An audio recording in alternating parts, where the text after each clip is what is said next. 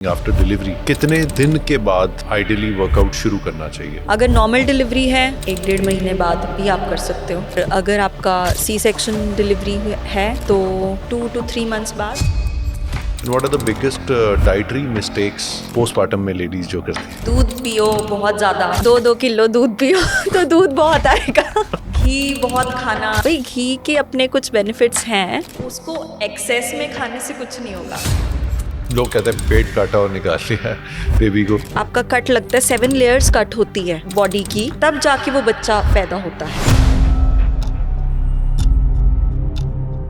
जब कोई लेडी माँ बनती है तो उसका एक दूसरा जन्म होता है। सच में एक नया जन्म जैसा ही है, क्योंकि आपको अपना भी ख्याल रखना है और उस बच्चे का भी ख्याल रखना है 24/7 विदाउट एनी लीव। तो ये कितना डिफिकल्ट होता है जब आपको काम, फैमिली और बच्चा तीनों को इकट्ठे संभालना पड़े। शायद पहले टाइम में बच्चे संभालना ज्यादा आसान था। आज के टाइम में घर और बच्चे तो संभालने ही हैं, उसके अलावा आपको अपना करियर भी देखना है।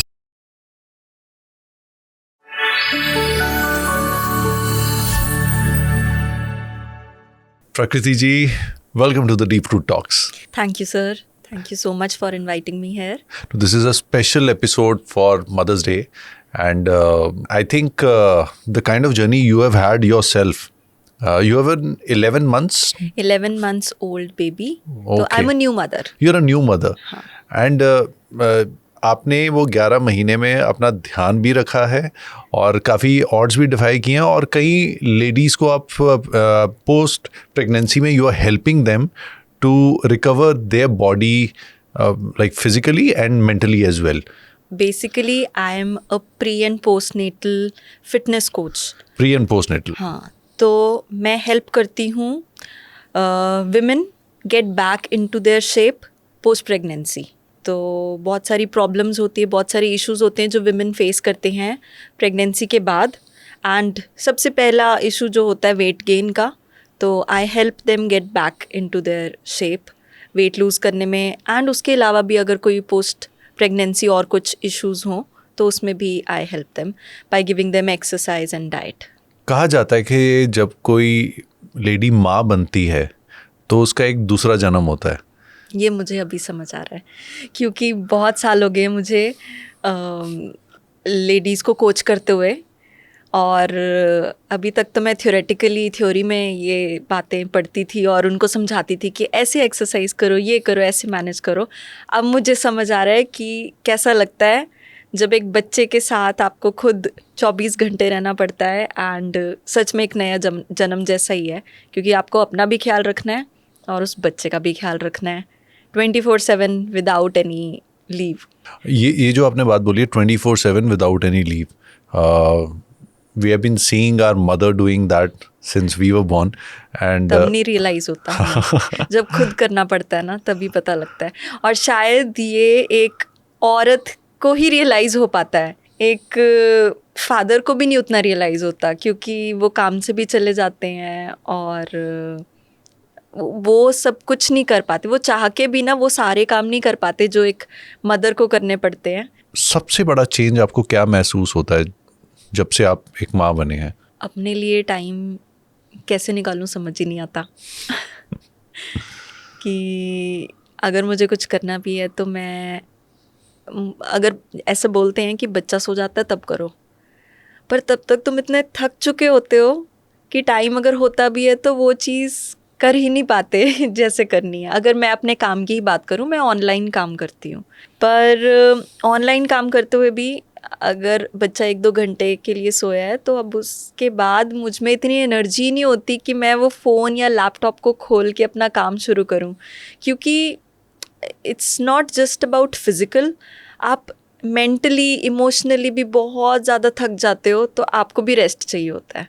न्यू मॉम के लिए रेस्ट इम्पॉर्टेंट है, बट इन सर्टन एरियाज़ या कई जगहों पे देखा जाता है कि 40 दिन में नहीं बीते होते और लेडीज़ घर का काम करना शुरू कर देती हैं, और बहुत स्पेशली जो थोड़ी डाउन ट्रोडन फैमिलीज़ होती हैं उनको ज़्यादा रेस्ट का समय नहीं मिल पाता और वो काम पे भी चले जाती हैं। तो क्या इम्पैक्ट पड़ता है उसका? आपकी बॉडी को, जैसे जब हमें कोई चोट लगती है या कुछ सर्जरी या कुछ भी हम डॉक्टर के पास ट्रीटमेंट के लिए जाते हैं, तो हम अपना कितना ख्याल रखते हैं ना, कि चोट लग गई, किसी को फ्रैक्चर हो गया या किसी को स्टिचेस लगे हैं 2-3 स्टिचेस, तो आप वो सोचो कि जो औरत ने अभी बच्चे को जन्म दिया है, बेशक वो नॉर्मल डिलीवरी से दिया हो या वो ऑपरेशन से दिया हो, उनको कितना ज़्यादा रिकवरी की ज़रूरत होगी, क्योंकि उनको एक्चुअली रिकवर करने का टाइम ही नहीं मिला, क्योंकि जब से वो बच्चा पैदा हुआ तब से वो उस बच्चे का भी ध्यान रख रही हैं, उनको सोने को नहीं मिल रहा और वो अपना भी ध्यान रख रही हैं। तो अगर आप बोल रहे हो कि उनको किसी किसी जगह पे टाइम नहीं ना मिल रहा, तो उनकी इंटरनल हीलिंग ही नहीं हो पाती है ना। तो इसलिए मतलब it becomes very difficult for a mother to take care of the child, मतलब उस बच्चे का उस तरीके से ध्यान रखना बहुत मुश्किल हो जाता है जिस तरीके से रखना चाहिए। ये प्री में भी और पोस्ट में भी, दोनों जगह? बिल्कुल, दोनों जगह होना बहुत ज़रूरी है। जब पहली खबर आती है कि लेडी इज़ प्रेग्नेंट, उस खबर तक कि अ चाइल्ड इज़ बॉर्न, वो सफ़र कैसा रहता है? और उस सफ़र में मैक्सिमम विमेन अगर सफ़र भी करते हैं तो किस चीज़ से करते हैं? मेरे ख्याल से ना उस टाइम के लिए तो मोस्टली बहुत ध्यान रखा जाता है फीमेल का, क्योंकि उस टाइम पे बच्चा भी फीमेल के अंदर ही है ना। तो उस टाइम पे तो बहुत ज़्यादा अच्छे से ध्यान देंगे, सब कुछ खाने का भी ध्यान रखेंगे, रेस्ट का भी ध्यान देंगे। और जैसे ही वो बच्चा पैदा हो जाता है उसके बाद वो सारा टेंशन बच्चे पे ही शिफ्ट हो जाता है। उस टाइम पे एक्चुअल मदर सफ़र करती है, अगर करती हैं तो। और वो क्या फीलिंग आती है मदर पे, या क्या वो एक महसूस करती है लेडी उस समय जब ये एकदम से बदलाव आता है? आपने आजकल पोस्टपार्टम डिप्रेशन के बारे में सुना होगा। जी।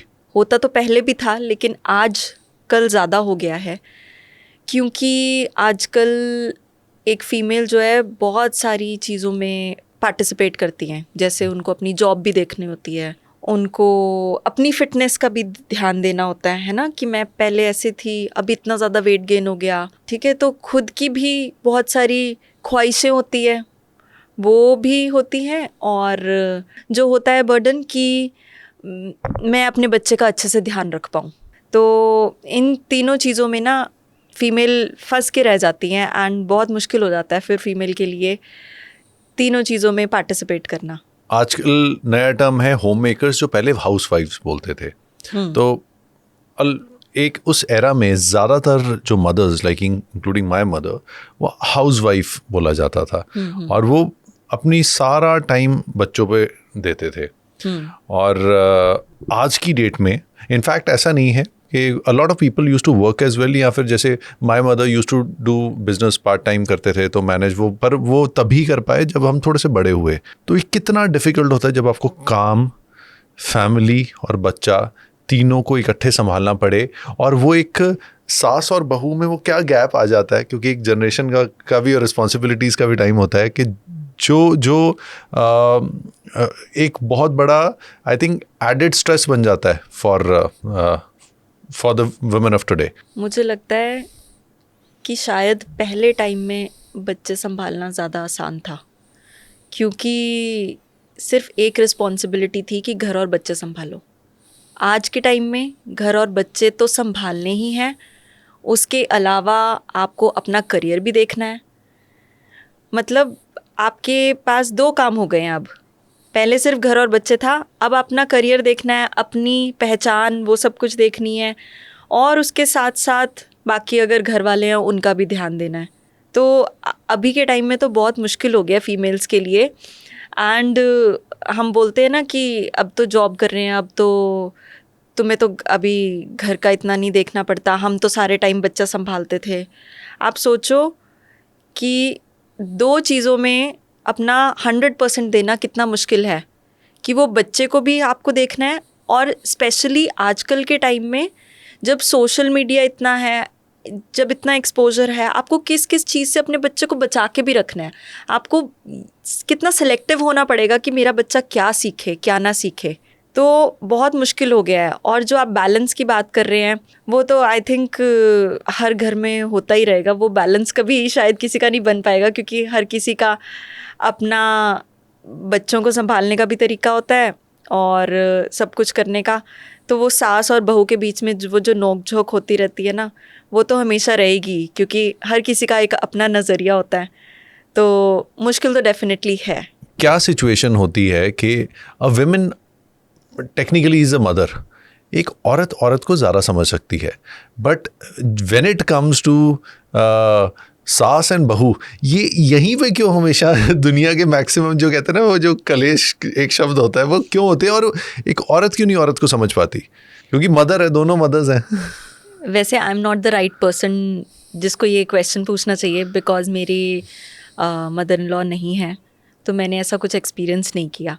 बट जो मैंने अपने क्लाइंट्स का देखा है, तो आप ये सही बोल रहे हो कि औरत ही ना औरत की दुश्मन होती है जो मेरे एक्सपीरियंस से है। क्योंकि उनको अपने आप को हमेशा ऊपर दिखाना होता है कि मैं ठीक कह रही हूँ, तो वो चाहती हैं कि अब मेरे साथ ऐसा हुआ, अब मैं अपनी तब वो नहीं चला पाई तो अपनी बहू के ऊपर अब चलाएंगे वो चीज़। तो जब सास और बहू दोनों हैं एक घर में, तो वो क्लैश तो रहेगा ही कि कौन है सुपीरियर। तो सबसे कॉमन, जब आप पोस्टपार्टम डिप्रेशन के ऊपर भी आप काम करते हैं और उसके फिटनेस भी प्रोवाइड करते हैं, you provide fitness solutions for pre and postpartum mothers, तो जब पोस्टपार्टम में सबसे बड़ा चैलेंज क्या, आपको मोस्ट कॉमन चैलेंज क्या महसूस होता है विद ऑल वुमेन? सबसे बड़ा चैलेंज है कि उनको टाइम ही नहीं मिल पाता अपने लिए एक्सरसाइज करने का, डाइट फॉलो करने का, क्योंकि बच्चे के काम में इतने ज़्यादा बिजी हो जाते हैं कि खाना खाने का टाइम ही नहीं है। खाना कब स्किप हो गया, क्योंकि आपको बच्चे को खाना खिलाना इज़ नॉट 10 मिनट का काम, 15 मिनट का काम, घंटा लग जाता है, शायद उसमें भी बच्चा अच्छे से नहीं खाएगा। और अगर बच्चे ने अच्छे से नहीं खाया तो माँ भी नहीं कभी अच्छे से खा पाती। उनके दिमाग में यही चलता रहेगा कि मेरे बच्चे ने नहीं खाया है, कैसे खिलाऊं मैं इसको, क्या खिलाऊं। तो सबसे बड़ा चैलेंज यही रहता है कि अपने लिए टाइम नहीं निकाल पाते। और जब अगर चलो किसी तरीके से डाइट कुछ खाना वगैरह खा भी लिया, तो अब एक्सरसाइज कब करें? जैसा मैंने बोला आपको कि इतना थक जाते हैं पूरे दिन काम करके, और अगर जो ऑफिस जा रहे हैं वो ऑफिस जाके फिर घर के भी काम करो, तो सब कुछ ये करके इतना थक जाते हैं कि अब एक्सरसाइज का टाइम कहाँ से मिलेगा। तो ये सबसे बड़ा चैलेंज होता है जो फीमेल्स के लिए होता है कि बहुत मुश्किल है। तो आप क्या सॉल्यूशंस देते हो, easy solutions? Solution is like कि अपने आप को प्रायोरिटी दो। तो अगर आपको लगता है कि सुबह का टाइम आपके पास थोड़ा सा होता है, मतलब अगर सुबह आपके पास कोई हेल्प के लिए है, फॉर एग्जाम्पल सुबह बच्चा अभी नहीं उठा और आपके हस्बैंड हैं जो बच्चे के पास सो रहे हैं, तो आप थोड़ा सा जल्दी उठ के, आधा घंटा जल्दी उठ के, सिर्फ आधा घंटा ही वो अपने लिए निकाल लो। सबसे पहले वो एक्सरसाइज को कंप्लीट करो और उसके बाद बाकी सब काम करो, क्योंकि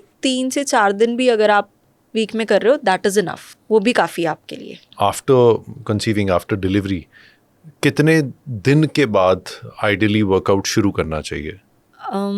अगर नॉर्मल डिलीवरी है तब तो 1-1.5 महीने बाद भी आप कर सकते हो, और अगर आपका सी सेक्शन डिलीवरी है तो 2 to 3 मंथ्स बाद। एंड मेजरली जो आपको पूछना है वो अपने डॉक्टर से पूछना है कि कब मैं एक्सरसाइज स्टार्ट कर सकती हूँ। तो जब आपके डॉक्टर बोल देंगे आप तब से कर सकते हो। And what are the biggest dietary mistakes postpartum में लेडीज जो करती हैं? दूध पियो बहुत ज़्यादा, किलो 2-2 किलो दूध पियो तो दूध बहुत आएगा। अच्छा, ओके, ये तो I think age old myth है। ये तो हाँ, और कि दूध ही पिलाते रहते हैं। फिर घी बहुत खाना, घी में इतना, भाई घी के अपने कुछ बेनिफिट्स हैं लेकिन वो उतने ही हैं जितने बाकी किसी फूड के। तो उसको एक्सेस में खाने से कुछ नहीं होगा। जो एक्चुअल वेट बढ़ता है ना फीमेल्स का, वो तभी बढ़ता है जब बच्चा हो जाता है, क्योंकि वो जितना घी शक्कर वो उस टाइम पे खा चुकी होती है ना, वो वेट गेन उनका तभी होता है। तो जैसे लैक्टेशन का एक बहुत बड़ा पॉइंट होता है, तो उसी के लिए बोलते हैं कि आप ये खाओ, ये पियो, तो एज ओल्ड चल रहा होता है। Does it vary from person to person, या फिर एक standard dietary pattern works for everyone? आज जैसे हमारे इंडिया में वो लड्डू जो देते पंजीरी हैं वो तो वाले। देते हैं, जी, चलो जी। ठीक है, दैट इज़ फाइन।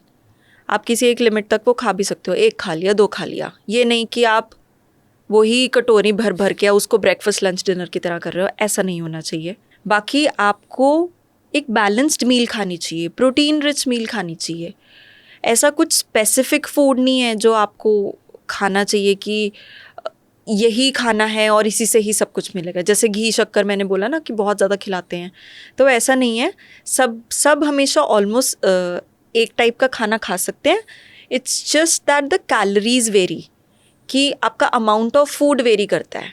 कोई अगर कोई 100 किलो का होगा तो वो उस हिसाब से खाना खाएगा, अगर कोई 50 किलो का होगा तो वो उस हिसाब से खाना खाएगा। आप 100 किलो की एक मदर है, उसके जितना खाना आप 50 किलो की मदर को नहीं दे सकते ना, ये कह के कि दूध अच्छे से आएगा, सब मतलब तुझे खाना ही खाना है, रिकवरी अच्छी होगी। तो वो पोर्शन साइज तो मैटर करता है। बाकी न्यूट्रिशियस फूड खाना चाहिए, हर टाइप का खाना खाना चाहिए, बाकी वो तो सबके लिए सेम है। अब कहते हैं कि माँ के लिए सब बच्चे एक बराबर होते हैं, तो फिर भी बच्चे बोलते हैं कि आप मुझे कम प्यार कर रहे हो, ज़्यादा प्यार कर रहे हो। तो समटाइम्स ये ज़्यादातर मैंने लड़के फिर भी नहीं समझ पाते। लड़कियों का मैंने मैक्सिमम समझा कि she understands about this thing when she becomes a mother. And क्या ये सच में होता है कि समझ आ जाता है कि नहीं, माँ के लिए सब बच्चे बराबर होते हैं? बिल्कुल समझ तो अभी तो मेरा एक ही बच्चा है, लेकिन बिल्कुल अगर एक और भी होगा तो बराबर ही रखूँगी मैं दोनों को। और मैं भी ऐसे बच्चों में से थी जो बोलती थी अपनी मम्मी को कि आप मुझे प्यार नहीं करते, उसको ज़्यादा प्यार करते हो। तो एक माँ अपने बच्चों में कभी भी डिफरेंस नहीं कर सकती है। जैसे हम पापा मम्मी में भी इतना नहीं, हम कर देते हैं वैसे कभी कभी डांट पड़ती है तो कर देते हैं, खैर। लेकिन एक मदर या एक फादर कभी भी अपने बच्चों में डिफरेंस नहीं कर सकते हैं। ये तो बिल्कुल सही बात है। एग्जैक्टली, बिकॉज क्या है कि स्पेशली इन इंडिया एक कॉमन हाउस होल्ड होते हैं। आपके 2 बच्चे हैं, हाँ जी, आप बताओ, आप दोनों में से किसको ज़्यादा प्यार करते हो? Exactly, so this is the thing. मैं तो फिर भी अपने मम्मी को कई बार बोल देता हूँ कि ऐसे कुछ लड़ लेता हूँ, बट अंदर से मैं विद इन आई नो कि बोथ द किड्स और लाइक अभी तो चलो ये है ना कि जिनके अब हाँ 2 ही हैं और 2 ही रखने हैं बट दोनों से ऑब्वियसली वो हम उसको मेजर नहीं कर सकते। हाँ, major and it is obviously a parent, when parent loves his or her child, तो वो निस्वार्थ होता है, उसका वो थॉट ही अलग होता है। तो yes, you are right. And mother के केस में मैंने देखा थोड़ा ज़्यादा होता है। फादर फिर भी उसको नहीं पता होता बच्चे ने क्या खाया नहीं खाया। मदर को तो होता है कि क्या खाया है, कुछ गलत तो नहीं खाया, और टाइम पे सो रहे या नहीं सो रहे। अरे मैं अपने बच्चे को भी खाना खिलाती हूँ ना, तो मैं उसको खिलाया, वो अपना मुंह साइड कर लेता है और मेरे हस्बैंड बोलते हैं बस बस इसने खा लिया, बस बस इसने खा लिया। अब दूसरी तीसरी बार फिर से ट्राई करो तो वो फिर से खा लेता है। हाँ। मैंने बोला आपके भरोसे छोड़ देती तब तो इसने खा लिया होता। यही मैंने अपने पापा का देखा। मेरे पापा खिला रहे थे बच्चे को खाना, तब वो बोल रहे हैं बस बस इसने खा लिया है। तो मैं और मम्मी यही बैठ के सोच रहे थे कि बस इनके भरोसे नहीं छोड़ सकते बच्चे को क्योंकि ये इनको अपना काम ख़त्म करना है। एक मदर को हमेशा पता होता है कि बच्चे को कितना खाना है, कितने से उसका पेट भरेगा और किस टाइम पे सोना जागना, इस वजह से वो ध्यान रखती हैं क्योंकि उन्हीं को ही उसके साथ उठना बैठना पड़ेगा। पापा तो मज़े से सो रहे होंगे, उठ भी जाएंगे बीच में थोड़ी देर, लेकिन मेन तो मम्मी को ही संभालना पड़ेगा और बच्चा भी मम्मी के पास ही ज़्यादा आता है। वही होता है क्योंकि बच्चों को भी कहीं ना कहीं पता होगा ये अरे पापा को कुछ नहीं पता। कंफर्ट चाहिए होता है ना, वो कंफर्ट उसको मदर के साथ ही मिलता है, स्पेशली अर्ली मंथ्स में लाइफ के, है ना। उसके बाद तो it is different may be. So with my son, he's 4. तो अब जाके वो मेरे साथ कहता है कि हाँ I want to be in your company. पहले तो पूछता भी नहीं था, कहता मुझे माँ चाहिए, आप जाओ जहाँ मर्जी। So but now I am feeling that it's a certain age के उसको होता है कि हाँ नहीं यार ये मेरे को खिलाएगा भी, इसके साथ मैं घूम भी सकता हूँ, सब चीज़ें हैं। तो वो एक आई थिंक बट स्टिल जब कोई हर किसी को ये मेरे साथ भी है, जब भी कहीं लगती है कुछ होता है हाय मम्मी बोलते हैं, हाय पापा नहीं बोलते। जब इमोशनल सपोर्ट चाहिए होता है ना तो फिर बच्चा हमेशा मम्मी के पास ही जाता है क्योंकि मम्मी बहुत ज़्यादा इमोशंस के साथ बच्चे को समझती हैं ना, पापा बोलते हैं कोई बात नहीं हो जाएगा, वो बच्चा सोचता है कि इनको मेरी बात इतनी सीरियस नहीं लग रही है शायद। But at the same time अब जब हम फॉरेन कंट्रीज़ की बात करते हैं तो वहाँ पे मदर्स डे मनाते हैं। तो मैंने एक बहुत अच्छा कहीं पे सुना था कि वहाँ पे साल में अगर एक बार ही अपने मदर के साथ सेलिब्रेट करते हैं। यहाँ पे तो रोज़ मदर्स डे होता है, जो साथ रहते हैं अपने मदर्स के साथ या पेरेंट्स के साथ। आई फाइंड कहीं ना कहीं वो एक डिटैचमेंट होती है उनमें, वेयर एज इंडिया में we are very much attached, और एक वो mothers are also more attached to an extent. So is it true actually, और आपको क्या लगता है वहाँ पे भी होता होगा, बस तरीका डिफरेंट होता होगा? नहीं, थोड़ा तो डिफरेंस है। आई थिंक उनकी अपब्रिंगिंग का बहुत डिफरेंस है कि वो थोड़ा बच्चों को इंडिपेंडेंट रखते हैं। आपने तो देखा ही होगा वहाँ पे उनके बच्चे भी बहुत बहुत होते हैं कईयों के, कि now also some people have 5-6 kids, so probably उनको मैनेज करने का भी तरीका उनका अलग होता है, डिफरेंट होता है। वो अपने बच्चों को साथ में भी नहीं सुलाते हैं, तो वो भी डिफरेंस आता है। एंड वो अपने बच्चों को थोड़ा सा इंडिपेंडेंट ज़्यादा रखते हैं, तो थोड़ा सा इमोशनल कनेक्शन आई गेस वहाँ पे थोड़ा सा वीक होता है उन बच्चों का। एंड हम लोग तो शादी भी हो गई उसके बाद भी पेरेंट्स के साथ ही रहते हैं, एंड हम एज पेरेंट्स भी जो भी करते हैं बच्चों का ही सोच के करते हैं, पूरी प्रॉपर्टी इकट्ठी करनी है, ये करना है, वो करना है। वहाँ पे ये सिस्टम नहीं है, वहाँ पे they leave their kids after a certain age. हाँ जी, है ना, कि अब now you are independent, you earn yourself, see something for yourself, आप देखो आपको क्या करना है। तो क्योंकि हम यहाँ पे बहुत ज़्यादा बच्चों को ऐसे प्यार प्यार से खैर रखना भी चाहिए किसी लिमिट तक, बट इसी वजह से अटैचमेंट भी ज़्यादा होती है यहाँ पे। तो कई बार क्या मदर बच्चे के लिए ओवर प्रोटेक्टिव भी हो जाती है? बिल्कुल होती हैं। एंड कई बार कई जगहें ऐसे बच्चों के लिए अगर कोई अपॉर्चुनिटी हो, कुछ ऐसा हो, पर मदर ओवर प्रोटेक्टिव हो जाती हैं, इसलिए वो आपको लगता है कि इंडिया में वो बच्चा वो अपॉर्चुनिटी नहीं भी एनकैच करता है, ऐसा भी होता है?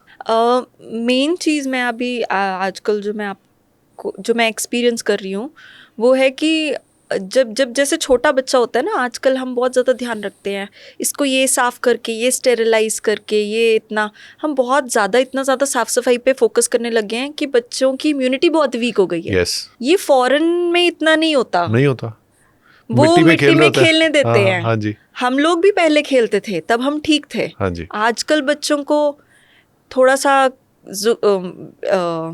मौसम चेंज हो, ज़ुकाम हो जाता है, थोड़ा सा कुछ मिट्टी उड़ जाए तो डस्ट एलर्जी हो जाती है। ये सब कुछ ये चीज़ें इसी वजह से ही आई है। तो सबसे ज़्यादा जो हम नुकसान कर रहे हैं बच्चे का, आई थिंक हम उसकी हेल्थ के साथ नुकसान कर रहे हैं, क्योंकि हम उसको चीज़ें एक्सप्लोर ही नहीं करने देते। थोड़ी सी चोट लग जाए तो बहुत ज़्यादा हम टेंशन लेने लग जाते हैं कि अरे बच्चा गिर गया, गिरना नहीं चाहिए, ये नहीं होना चाहिए, वो नहीं होना चाहिए।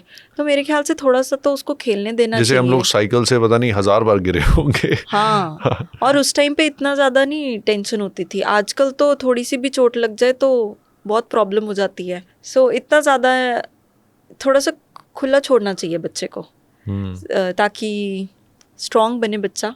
और रही बाहर घूमने फिरने की बात, तो इस टाइम पे तो ज़्यादा माहौल है नहीं, तो उस चीज़ के बारे में मैं कुछ कह नहीं सकती हूँ, वो तो जगह जगह पे डिपेंड करता है। आई थिंक आप काफ़ी एम्फेसाइज भी करते हैं कि जो सी सेक्शन होता है, वो जो भी लेडीज़ सी सेक्शन डिलीवरी से निकलती हैं, वो जिस दर्द से निकलती हैं वो ऐसे नॉर्मल नहीं बयां किया जा सकता, वो उसी को पता है। एंड उसको एक डिफरेंट वे में भी देखना चाहिए। और जो पोस्टमार्टम डिप्रेशन भी वहाँ पे ज़्यादा होता है। Is it true? Postmortem depression ज़्यादा होता है ऐसा नहीं है। सी सेक्शन डिलीवरी भी एक मोड ऑफ डिलीवरी ही है, बट हम उसको इतना सीरियसली नहीं लेते। हम सोचते हैं कि ये तो बहुत इजी था, क्योंकि वो दर्द तो हुआ ही नहीं माँ को जो एक बच्चे को जन्म देते हुए होता है, तो इसलिए ये तो बहुत इजी मोड था, ऐसा लोगों को लगता है। जबकि वो इजी मोड नहीं है। कुछ आपके स्टोन की सर्जरी होती है, कुछ भी सर्जरी होती है। हम कितना सोचते हैं कि हमने इस इंसान को मिल के आना है, ये बीमार है, इसका ऑपरेशन हुआ है, इसकी सर्जरी हुई है। तो वैसे ही उतना ही सीरियस, उससे ज़्यादा इनफैक्ट जो आपका कट लगता है, 7 लेयर्स कट होती है बॉडी की, तो तब जाके वो बच्चा पैदा होता है। सो उसको हम कम समझने लग जाते हैं कि ये तो एक बहुत इजी तरीका था, तो वो इजी तरीका नहीं है, ये सबको समझने की बहुत ज़रूरत है। लोग कहते हैं पेट काटा और निकाल लिया बेबी को, इट्स सर्जरी। उसको रिकवरी के लिए भी तो देखो ना कि कितना टाइम लगेगा। Exactly. और हम सोचते हैं कि रिकवरी तो जैसे अगर डॉक्टर ने बोल दिया 6 हफ्ते बाद अगर रिकवरी हो गई तो हम कहते हैं कि अच्छा चलो अब तो कुछ भी कर सकते हो। ऐसा थोड़ी होता है। इंटरनली तो हील होने में कितना टाइम लगता है। अगर किसी को कोई फ्रैक्चर या कुछ भी हो जाता है, क्या आप वो फ्रैक्चर उतारने के बाद से ही सब कुछ काम करने लग जाते हो? फिटनेस एक ऐसी चीज़ है जिसके बारे में आज की डेट में बात भी ज़्यादा हो रही है, न्यूट्रिशन की और फिटनेस की। हर कोई फिट होना चाहता है, फिट होने से ज़्यादा अच्छा दिखना चाहता है। जो हमें दिखाने वाली फिटनेस चाहिए होती है ना, यूजुअली हर कोई उसी की तरफ भागता है कि मुझे दिखना फिट है, पतला दिखना है। हाँ पतला दिखना है मुझे, उनको वो फिटनेस समझते हैं। बट फिटनेस इज़ एक्चुअली जब आप इंटरनली आपकी सारी बॉडी अच्छे से काम कर रही हो, डेफिशिएंसीज ना हो, आप स्ट्रॉन्ग फील करते हो, आप अपने बच्चे के साथ खेल सकते हो, दैट इज़ रियल फिटनेस। क्योंकि आपकी जो बॉडी की ट्रांसफॉर्मेशन है वो तो साइड बाय साइड वो होती रहेगी अगर आप इंटरनली फिट होगे तो। जैसे आप अपने खाने पर ध्यान दो, आप थोड़ा बहुत वॉकिंग पे ध्यान दो, हल्का फुल्का एक्सरसाइज करो, तो जब आप इन सब चीज़ों पे फोकस करोगे ये आपकी इंटरनल हीलिंग में हेल्प करेंगी। जब आप इंटरनल हीलिंग पे फोकस करोगे तो वो जो बाहर वाली जो लुक्स है वो सब कुछ आपकी ठीक हो जाएगी, वो भी सब कुछ होने लग जाएगा। लेकिन अगर आपका फोकस सिर्फ इसी चीज़ पे रहेगा कि अब मैं कैसी दिखती हूँ, या अगर कोई जो बाहर के लोग हैं वो भी यही, उनका भी अगर यही फोकस है कि यार पहले तो ये कितनी ठीक अच्छी दिखती थी, अब तो देखो कैसे पेट निकल गया, अब कितना वेट बढ़ गया, अगर सबका फोकस इसी चीज़ पे रहेगा तो ना उस मदर की मेंटल हेल्थ ठीक होएगी, स्ट्रेस इतना बढ़ जाएगा। और जब आपका स्ट्रेस बढ़ जाता है तो बॉडी कभी भी अच्छे से रिस्पॉन्ड नहीं करती। फिर चाहे आप जितनी मर्ज़ी एक्सरसाइज करो, आप जितनी मर्ज़ी डाइटिंग करो, ऐसे बहुत लोग हैं जो मेरे पास आते हैं जो कि बिल्कुल खाना कम कर देते हैं, कहते हैं हमारा वेट ही नहीं कम हो रहा है, एक्सरसाइज बहुत टाइम से कर रहे हैं, हमारा वेट नहीं कम हो रहा है। भाई आप इतना स्ट्रेस लेके बैठे हो, आपकी नींद का कोई पता नहीं है, आप सारे दिन कुछ कुछ सोचते रहते हो, सारे दिन फ़ोन में, है ना, मतलब आप अपने आप पे बिल्कुल ध्यान नहीं दे रहे। वो स्ट्रेस बहुत एक बड़ा फैक्टर होता है। और हेल्थ का सबसे इम्पॉर्टेंट एस्पेक्ट आजकल मेंटल हेल्थ ही है। rather than being physically fit, I would say mental health is more important. अगर आपका दिमाग अच्छे से चल रहा होगा, आप स्ट्रेस फ्री होगे, तो आप अपने आप को फिजिकली भी बहुत अच्छे से कर पाओगे। ये आपने सही बात बोली। और पर आयरॉनिकली होता क्या है कि जो मदर्स हैं या माँ अपना ध्यान सबसे कम रखती हैं, हाँ। चाहे वो खाने का हो या अपनी हेल्थ का हो। और इसमें बहुत ज़्यादा बड़ा contributing factor I think family का ही होता है, क्योंकि कोई भी इंसान ऐसा नहीं चाहता कि मैं अपना ख्याल कम रखूं, लेकिन जब कोई हेल्प ही ना हो किसी के पास तो अपना ख्याल फिर तो बैक सीट पे ही रखना पड़ता है उस चीज़ को। तो जैसा मैंने पहले भी बोला था कि हस्बैंड को अपनी वाइफ का पूरा सपोर्ट करना चाहिए और उनको एज अ कंबाइंड रिस्पॉन्सिबिलिटी देखना चाहिए कि मैं अपने वाइफ के लिए और अपने बच्चे का मैं उतना ही ध्यान रखूँ जितना वाइफ रख रही हैं। जहाँ जहाँ जिस पॉइंट पे उनको लगता है कि हेल्प कर सकते हो, please go and ask her कि क्या करूँ मैं। ऐसी और क्या क्या छोटी छोटी चीज़ें हैं जो एक हस्बैंड ध्यान रख सकता है when his wife is a mother? तो वो ऐसी कौन कौन सी छोटी चीज़ें और मिस हो जाती हैं मैक्सिमम लोगों से? जब बच्चा बहुत छोटा होता है 3-4 महीने तक का, तब तो उसको बार बार, है ना, दूध पिलाने का काम तो मदर का ही होता है। तो उस टाइम पे जो उसको सुलाना है और उसको बर्प करवाना है, उसमें फादर हमेशा हेल्प कर सकते हैं। उसके बाद उसका जो डायपर चेंज करना है उसमें हेल्प कर सकते हैं, कपड़े चेंज करने में भी हेल्प कर सकते हैं, और मदर को खाना सर्व करने में हेल्प कर सकते हैं। ठीक है, तो दूध पिलाने के अलावा जो भी बाकी का काम बचा है ना, उसमें आई थिंक फादर 100% हेल्प कर सकते हैं। और वो सिर्फ मदर के कहने पे नहीं उनको करना चाहिए, वो खुद से उनको हेल्प ऑफर करनी चाहिए कि अब बताओ अब क्या करना है। जैसे एक पेट्रियार्कल सोसाइटी है हमारी, तो उस केस में कुछ चीज़ें अब वो एक चेंज आ रहा है, मतलब for example if I am a millennial, I see जो मेरे आसपास जितने भी उस टाइम के हैं, या अभी जेन जीज का तो मैं ज़्यादा नहीं, क्योंकि अभी उनकी कम ही लोगों की भी शादी हुई है या पेरेंट्स बने हैं, तो मिलेनियल्स में एक ये फ़र्क देखा है मैंने फ्रेंड्स में, एंड बिकॉज इससे पहले हमने बहुत ज़्यादा पेट्रियार्की देखी है, जहाँ पे ये मर्द का काम है, ये लेडी का काम है। तो what do you feel? Is it because of that कि अभी भी ये थोड़ी सी चीज़ें हमारे मन में बस चुकी हैं, दिमाग में बस चुकी हैं कि नहीं ये काम, और हम एम्पैथेटिक थोड़े कम हैं? क्योंकि वो रहते तो अभी भी उन्हीं पेरेंट्स के साथ है ना जो पेट्रियार्कल सोसाइटी से आए हैं, तो इसीलिए थोड़ा सा इन्फ्लुएंस तो रहता है।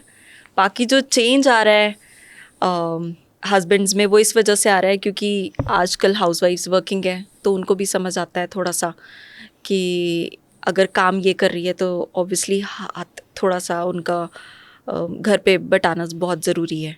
घर का थोड़ा काम तो उनको भी करना पड़ेगा। अगर एक फ़ीमेल ऑफिस को भी देख रही हैं तो थोड़ा सा मेल को फिर घर पे भी ध्यान देना ही चाहिए। आई थिंक वो जो बदलाव है, जितनी ऐसी डिस्कशंस होंगी, जितना धीरे धीरे आएगा वो, क्योंकि अभी भी हम पेट्रियार्कल सोसाइटी के पेरेंट्स के साथ ही रह रहे हैं। एंड आई थिंक जब तक हमारे बच्चे होंगे, या जैसे आपने बोला जेनजीज में भी, तब तक थोड़ा और चेंज आ जाएगा। इन अभी I was in US and Canada for about 30 days, तो मैं कई बार जा चुका हूँ। हर बार जब मैं वहाँ जाता हूँ तो एक बदलाव जो मेरे में नेचुरली आता है, अब उसके बाद थोड़ा सा शेड ऑफ भी हो जाता है, क्योंकि यहाँ पे हम लोग थोड़े ज़्यादा पैम्पर्ड हैं। वो ये है कि हर कोई अपना काम खुद करता है, and by default because you don't have a lot of help, तो आप करते हो, शुरू से आदत बन जाती है। तो एक और चीज़ है, even the best of wealthiest of the families also, वो भी उन्होंने रूल बनाया है कि सोफे पे खाना नहीं खाना, वो खाना तो डाइनिंग टेबल पे, क्योंकि यहाँ सफाई करने के लिए कोई स्पेशली नहीं आने वाला आपके लिए।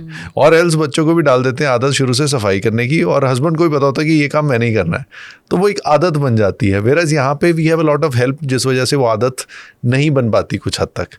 तो ये हमेशा चेंज आता है। फिर यहाँ पे जब आता हूँ तो एक पैम्परिंग शुरू होती है, थोड़ा थोड़ा फिर बिगड़ जाते हैं तो एक ये भी वजह हो सकती है कि जिस वजह से वो हम थोड़े से पैम्पर्ड रहते हैं एज मेन स्पेशली। उस हिसाब से तो मुझे लगता है इंडिया में सबसे पहली काम वाली तो हम मम्मी को ही समझते हैं, क्योंकि सबसे पहला काम तो सब कुछ मम्मी ही करती है हमारे लिए, और हमें आदत पड़ जाती है कि मम्मी ही पापा को खाना दे रही है, मम्मी ही बच्चे को खाना दे रही है, मम्मी ही सफाई कर रही है, मम्मी ही मेड्स, अगर मेड भी है तो मम्मी ही मेड को सब कुछ करवा रही हैं। और तो वहाँ पे ना पहली मेड तो मुझे लगता है इंडिया में मम्मी ही बन जाती हैं।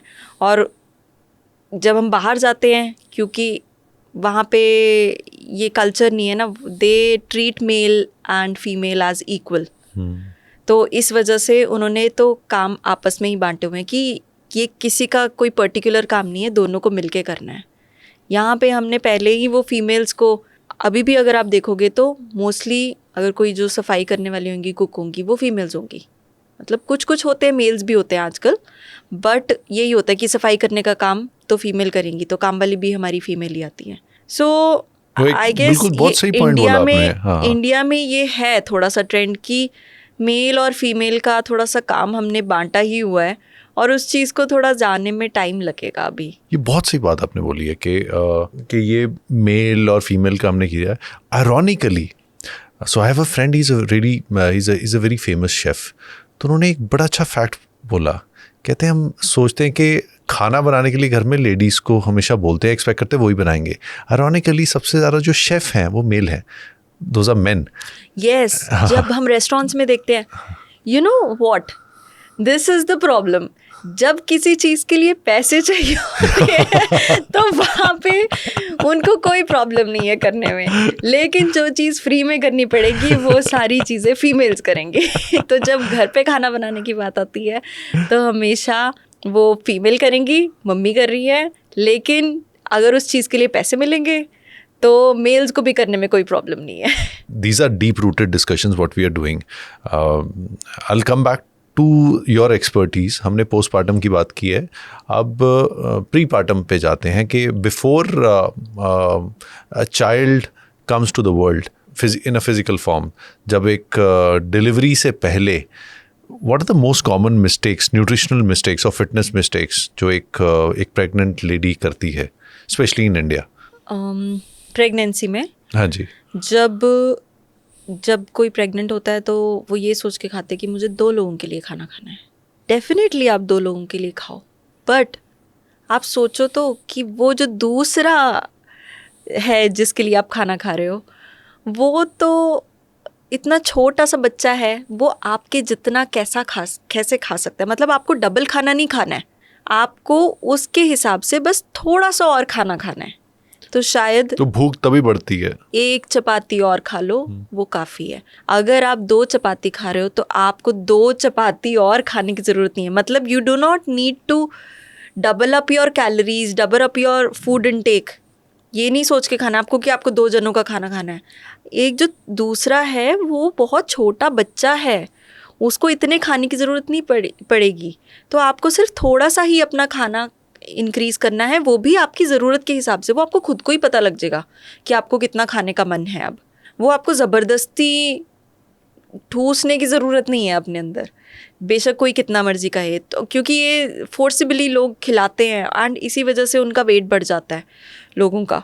आई थिंक इससे स्पाइक भी आता है इसमें, ग्लाइसेमिक इंसुलिन स्पाइक भी आता है. इंसुलिन स्पाइक एंड डायबिटीज़ जो होती है वो इस वजह से होती है. एकदम काफ़ी कहते हैं कि मक्खन भी खाओ, परांठे भी खाओ. अब तो हाँ, अब प्रेगनेंसी है तो ये तो सब कुछ खाना है, सब कुछ बच्चे को लगेगा.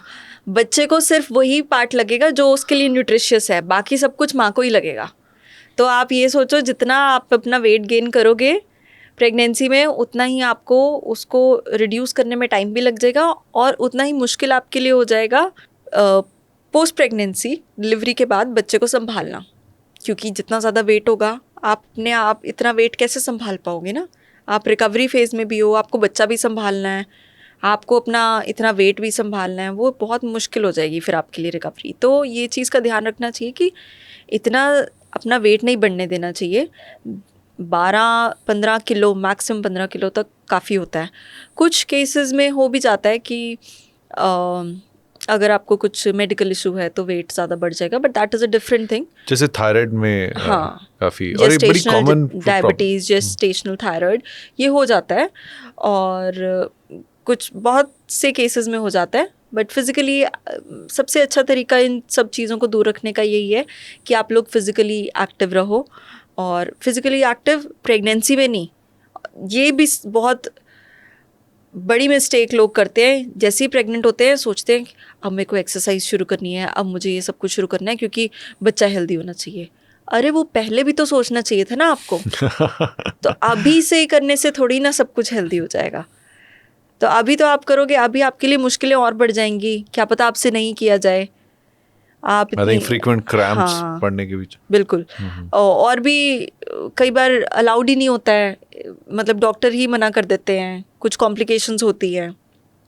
तो आपको अपने आप को फिट प्रेगनेंसी से पहले भी रखना है ताकि आप पोस्ट प्रेगनेंसी अच्छा रिकवरी कर सको. इंडियन वुमेन जो एक बहुत बड़ी डेफिशिएंसी है वो प्रोटीन डेफिशिएंट काफ़ी है. एक तो वेजिटेरियन भी है, not just women, I think सारी पॉपुलेशन ही. हाँ जी. तो हमारा muscle mass is very less, protein और फाइबर काफ़ी कम लेते हैं हम, कार्ब्स और फैट्स बहुत ज़्यादा लेते हैं, कार्ब्स खासकर. हाँ जी. तो इतनी मिठाइयाँ हमारे पास तो पकवान ही इतने होते हैं, मिठाई ही मिठाई. और चलो बाकी फ्रूट्स तो अच्छी बात है, बट फ्रूट्स भी ये सोच के खाते हैं कि चलो पूरी बास्केट फ्रूट्स की खा जानी है. तो ये सब नहीं करना चाहिए. अपने आप को देखना चाहिए कि बैलेंस बना के चलें हर चीज़ का. ये एक ऐसा टॉपिक है कि जिसमें I think this affects everyone in a way, because वो कहते हैं ना कि अगर एक औरत ना होती तो ये दुनिया ना होती, ये सृष्टि ना होती. जब शिवा की बात करते हैं तो शक्ति के बिना, वो शिव शक्ति का कॉम्बिनेशन ही है जो ये दुनिया चला रहे हैं. सो एंड मदर्स को we need to have that unconditional love. होता भी है, पर एक अनकंडीशनल एक हमारा वो एक ग्रैटिट्यूड भी होना चाहिए फॉर एवरी मदर. तो वहीं पे होता है कि जब sometimes some men are they have a lot of gratitude for their mothers, but when it comes to their own wife, जब वो मदर बनती है तो वो ग्रैटिट्यूड वहाँ तक कन्वर्ट नहीं होता। तो ये अगेन, तो ऐसे भी केसेस आपके पास कई बार आते हैं कि घर पे मतलब the husband is not supporting at all in any way. होते हैं काफ़ी केसेस जहाँ पे हस्बैंड नहीं सपोर्ट करते हैं, क्योंकि अगेन अगर हम बात करें कि पेट्रियार्कल सोसाइटी है, थोड़ा सा अपने आप को रिफ्रेन भी करते हैं कि इतनी टेंशन कौन लेगा, बच्चा संभालो, तुम ही संभालो, बच्चा तुम्हारे पास ही ज़्यादा खुश रह रहा है।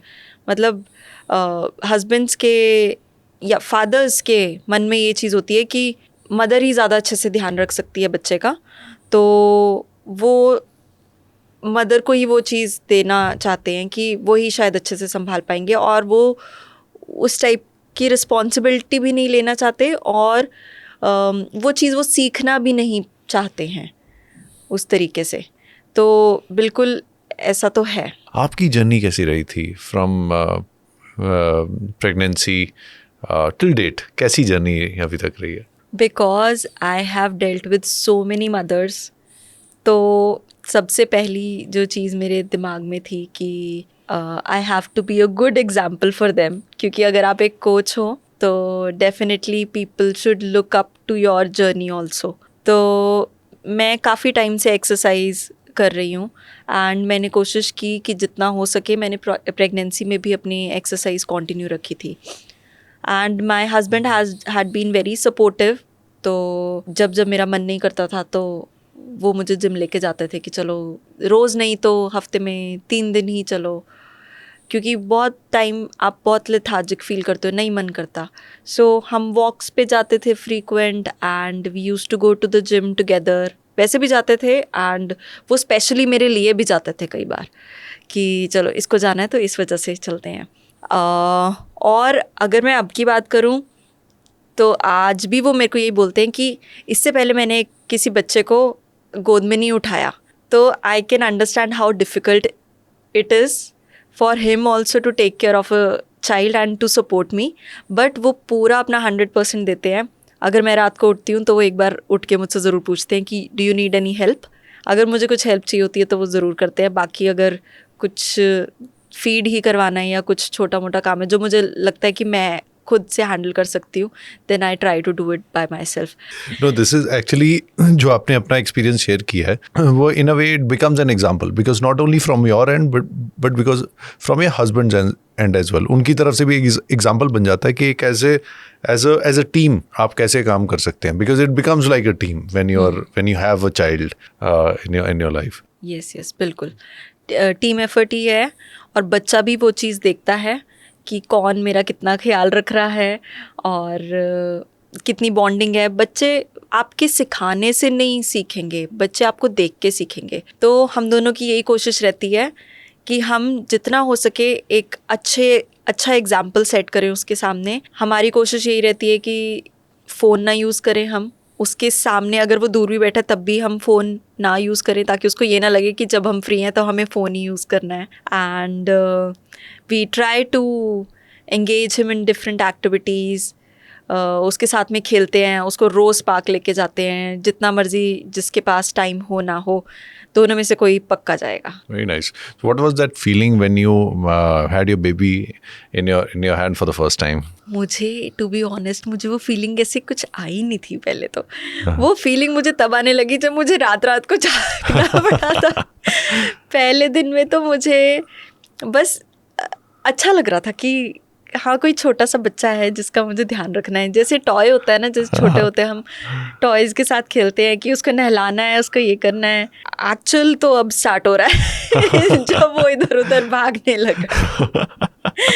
वो कहते हैं ना, real music starts when the child starts moving. हाँ, बस अब वही स्टार्ट हो रहा है। So and on this Mother's Day, a special message for all the children for their mothers, कि वो अपनी माँ को बेस्ट गिफ्ट क्या दे सकते हैं? सबसे इम्पोर्टेंट होता है रिस्पेक्ट।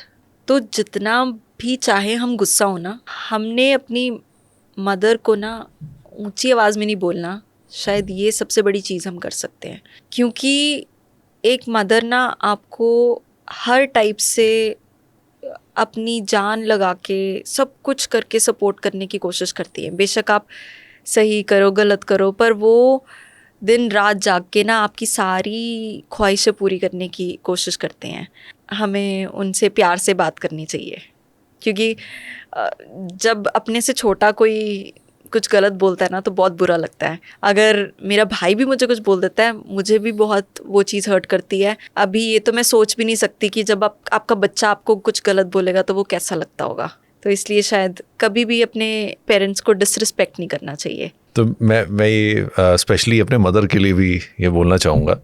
तो मेरे मदर से एक ही बात पे लड़ाई होती है कि आप अपनी हेल्थ का ध्यान नहीं रखते, और मेरी हमेशा लड़ाई होती है कि आप ना इस चीज़ से भागते हो।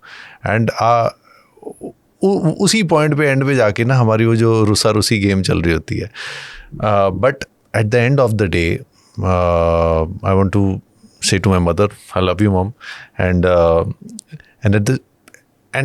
I would say I would love to give love to all the mothers in this world, because ये जो एक ऐसा रिश्ता है, खासकर जो माँ के साथ, पेरेंट्स के साथ ही होता है, मतलब फादर भी अनकंडीशनली करते हैं, बट खासकर ये जो मदर और बच्चे वाला जो रिश्ता है ना, nobody in this world can replace your mother, and it's a reality. Mother is your comfort place. Yes. मतलब आपको जब कोई भी चीज़ नहीं अच्छी लगेगी ना, आपको बस अपनी मम्मी ही अच्छी लगेंगी। और जितने मर्जी आप लड़े हो जाए अपनी मम्मी से, मम्मी वो एंड में पूछेंगे ज़रूर, तू खाना खाता नहीं खाता। बिल्कुल सच बात है ये। और क्योंकि आप अपनी मम्मी को बोल रहे हो थैंक यू, तो मैं भी अपनी मम्मा को बोलना चाहती हूँ कि मैं अभी मतलब इतना कुछ किया है लाइफ में, जो भी मतलब जितने भी अभी बड़े हुए हैं, जितना कुछ किया है, वो उस सब के लिए मम्मा ने मुझे तो बहुत सपोर्ट किया है। एंड अगर मम्मा ना होते, मम्मा मुझे वो कॉन्फिडेंस ना देते, तो मैं आज यहाँ पे भी ना होती कि आपने मुझे अपने शो में भी बुलाया। तो thank you very much for that also. So I am very much thankful कि आपने मुझे इतना सब कुछ सिखाया। So happy Mother's Day, and happy Mother's Day to all the other mothers as well. You are doing a great job. कभी भी किसी भी मॉम को ऐसे नहीं सोचना कि आपने अपने बच्चे के लिए कुछ कम किया। हर माँ अपने बच्चे के लिए 100% ही करती हैं। So there is no comparison, whatever you are doing is enough, and आपका बच्चा उससे बहुत बहुत खुश है। No, thank you so much. Thank you so much for taking out time for this special episode. And how was your experience on the Supreet Singh show? It was really good. कुछ मन की बातें की जो usually हम नहीं बात करते। सो इन सब चीज़ों से किसी को कुछ सीखने को मिले, किसी को कुछ हेल्प मिले, तो बहुत ही अच्छी बात होगी। Last but not the least, 10 साल बाद आप अपने आप को in terms of motherhood कहाँ देखते हैं, क्या देखते हैं 10 साल बाद आज से? That's a very very good question, and मुझे लगता है हर किसी को ऐसा एम करना चाहिए। मैं अपने आप को देखती हूँ कि मैं जब मेरा बच्चा 10 साल का होगा, 10-11 साल का जितना भी होगा, जितने एनर्जी लेवल्स उसके हैं ना, मैं उस चीज़ को मैच कर सकूँ उसके साथ खेल सकूँ, उसके साथ पार्टिसिपेट करूँ जिस चीज़ में वो चाहता है, and that is not difficult. So मैं तो अभी से ही ये सपना देखती हूँ कि मैं तो अपने बेटे को हर चीज़ में अपना स्पोर्ट पार्टनर बनाना चाहती हूँ कि मेरे साथ ये भी खेलेगा, वो भी खेलेगा, तो हर स्पोर्ट एंजॉय करना है मुझे उसके साथ। Wow, that's a good one. Thank you so much. Thanks again.